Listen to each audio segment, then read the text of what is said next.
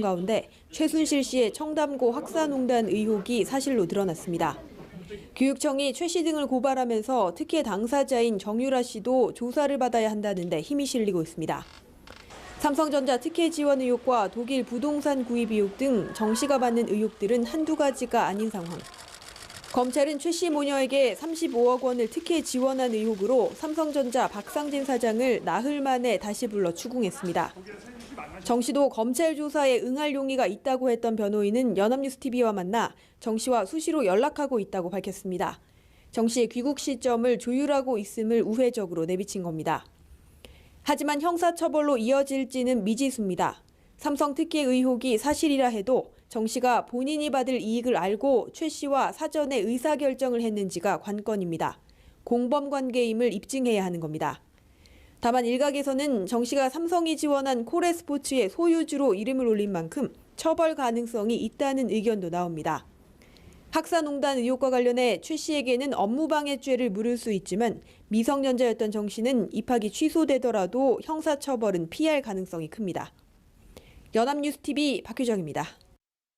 지도교수의 또 서명을 받아서 학교에 제출해야 돼요. 예. 이게 가장 기본적인 자퇴 이제 프로세스입니다. 자, 그런데 네, 들어와야죠. 자퇴라는 게 자기 발로 나가는 거잖아요. 그렇죠. 그럼 나중에 자기 발로 또 들어올 수 있답니다. 재입학이 가능하대요. 맞습니다. 맞습니다. 그러니까 그거는 좀 이 본질을 또 흐려놓는 거 아닐까요? 그렇죠. 그러니까 일단 지금 세간에 워낙 뜨겁게 관심을 모으고 이 입학 비리나 학사 관리 비리가 드러나고 학교가 감사를 받고 굉장히 사달이 났잖아요. 예. 이 상황에서 이제 좀 면피하기 위해서 또 이 이대생들이 시위를 하면서 자, 정유라는 스스로 이 자퇴하라 이런 얘기를 많이 했거든요. 그러니까 그래 나 자퇴한다라고 지금 신용을 한 건데 말씀하신 대로 이게 잠잠해지면 예. 다시 복학의 재입학의 가능성이 높습니다. 예. 그래서 이건 확실히 처리해야 되는데 관건은 들어와야 되는 거죠. 그렇죠. 그리고 지금 조사와 수사를 위해서도 그런데 이미 변호사를 선임했다. 그리고 이제 검찰이 소환을 하면 들어가겠다라는 이야기를 했다는 거예요. 예. 이게 어머니인 최순실의 프로세스와 너무 똑같아서 같은 것 아니냐. 그런데 이제 국민들이 궁금해하는 건 이겁니다. 검찰은 그럼 여태까지 정유라를 소환하지 않고 있는 것인가? 왜냐하면 정유라의 명의로 독일에 뭐 저택도 사고 자금이 오간 정황, 지급보증서를 하나은행이 발급하고 이게 나와 있지 않습니까? 예. 그럼 계좌 추적도 들어가 있고 이미 수사 단계에 들어가 있어야 될 텐데 검찰은 왜 정유라를 아직까지도 소환하지 않았다는 것이냐? 그럼 결국 변호사 선임해놓고 다 이제 또 이 시나리오 짜놓고 준비된 상태에서 전격 귀국할 수 있잖아요. 그렇죠. 이거는 피하자라고 하는 것이 국민들의 요구다.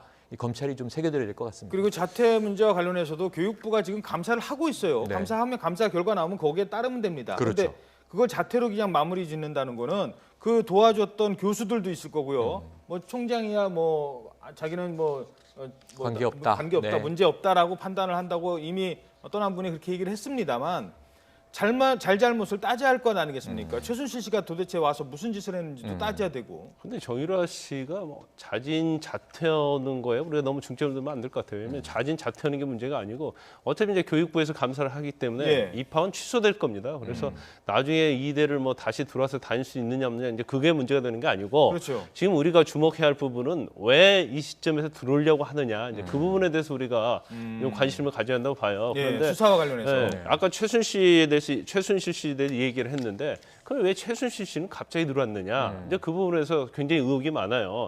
이제 독일에서 사실 독일 검찰이 수사를 하고 있었다는 거죠. 그렇죠, 그 당시에. 이미 하고 있었죠. 그렇죠. 그래서 입국하기 전에 수사가 되고 있었는데 당시에 그 독일에서는 자금 세탁과 관련해서 독일 검찰에서 수사를 굉장히 집중적으로 하고 있었다는 거예요. 예. 그런데 독일 같은 경우에는 자금 세탁에서 유죄가 인정이 되면 거의 종신형. 무기징역 정도 형을 산다는 거예요. 아. 그래서 이런 검찰에서 너무나 적극적으로 수사를 압박을 해오니까 최순실 씨가 한국으로 갑자기 귀국했다고 하는 거예요. 한국에 와서 죄를 받으면 뭐 그렇게 크게 받지 않을 건데 정신형 살까봐. 그리고 독일에서 잘못하면 종신형도 살 수 있다는 그런 의식을 했을 가능성이 크고요. 예. 그다음에 두 번째로 왜 영국을 통해서 귀국을 했느냐 예. 그 부분도 독일에서 영국으로 도망을 갔다는 거죠. 아하. 검찰로부터. 그런데 사실 이경재 변호사는 뭐 신변의 안전의 위협이랄지 그런 것 때문에 독일에 있지 못하고 영국을 통해서 변명을 했지만. 그렇죠. 영국 비행기를 타고 왔다고 했지만 결과적으로는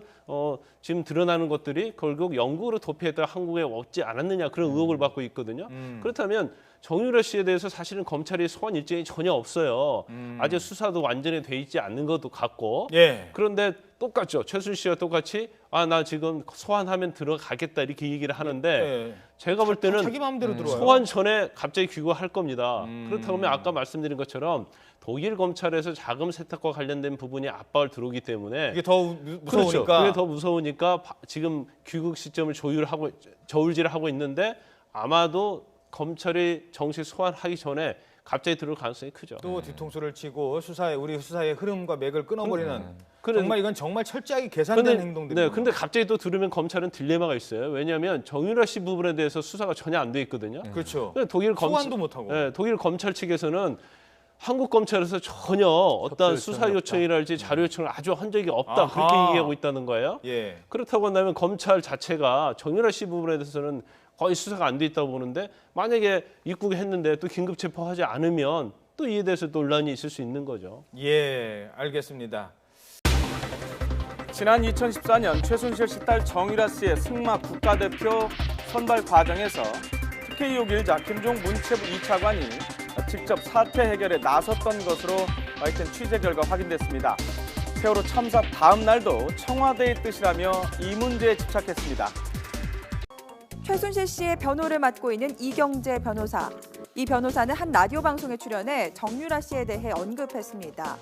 딸 유라는 보호해달라는 최순실 씨의 부탁이 무슨 의미냐는 진행자의 질문에 아직 정유라 씨가 세월의 풍파를 견딜 나이가 아니다라고 답했습니다. 최순실 씨가 꼭 부탁한 게 하나 있다 하면서 딸 유라는 좀 놓아달라, 보호해달라 이 말씀을 이경재 변호사 하셨죠? 네. 예. 뭐 하여튼 이거는 어떤 의미일까요?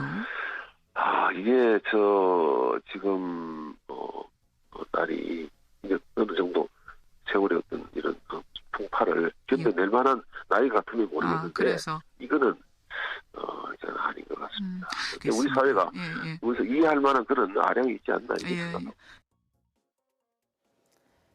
최순실 씨의 딸 정유라 씨는 1996년생입니다. 올해 나이가 20살이죠. 누리꾼들은 댓글로 쌓인 분노를 표출하고 있습니다. 18살 학생에게는 없는 사회적 배려가 정유라 씨에게는 있어야 한다고 생각하는 변호사도 문제가 있다.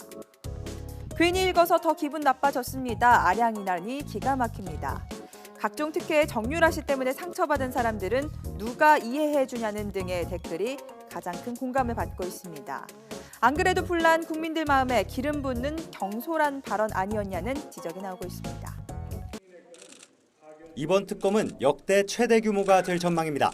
우선 더불어민주당과 국민의당이 각각 추천하는 후보자 2명 가운데 1명을 박 대통령이 임명합니다.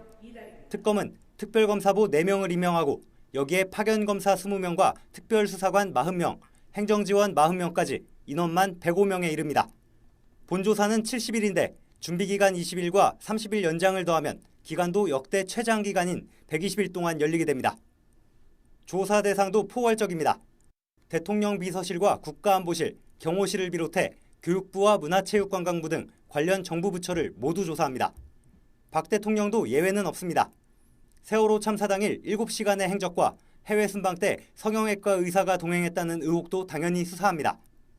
특검팀에 파견된 공무원들은 소속기관에 수사 관련 사항을 보고할 수 없고 이를 위반하면 처벌받습니다.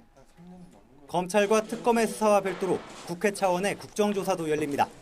국정조사도 조사 대상과 범위가 사실상 무제한입니다. 문고리 3인방의 문건 유출과 인사 개입, 미르 K스포츠재단의 불법 자금 조성, 이화여대의 정유라 부정 입학, 우병우 전 수석의 방조 의혹 등 15건을 조사하겠다고 명시했습니다. 앞으로 60일 동안 진행되는 국정조사는 다음 주부터 본격화될 것으로 보입니다. YTN 조성호입니다. 네, 호흡기 관리에 유의하셔야겠습니다. 지금 전국적으로 공기가 탁한 상황입니다. 이 시각 미세먼지 농도 서울이 세제곱미터당 98마이크로그램 등 대부분 100마이크로그램 안팎을 보이고 있어서요. 평소보다 2배가량 먼지 농도가 높게 나타나고 있습니다. 미세먼지는 내일 차츰 비가 내리면서 남쪽부터 서서히 해소가 될 것으로 예상하고 있습니다. 내일 예상되고 있는 비 양은 제주와 남해안 쪽에 최고 40mm가량 내리겠는데요. 돌풍과 벼락이 동반되기도 하겠습니다. 그 밖에 남부와 충청 충청도는 5에서 20, 서울, 경기나 강원도 쪽은 5mm 미만으로 비의 양이 적겠습니다. 이번 비는 토요일 아침에 대부분 그치고요. 이후 주말 동안은 내내 맑은 가운데 크게 춥지 않겠습니다. 하지만 다음 주 중반부터는 다시 영하권의 추위가 사나흘간 이어질 것으로 기상청은 예상하고 있습니다. 내일 아침 기온은 서울과 대구 6도, 창원 8도로 아침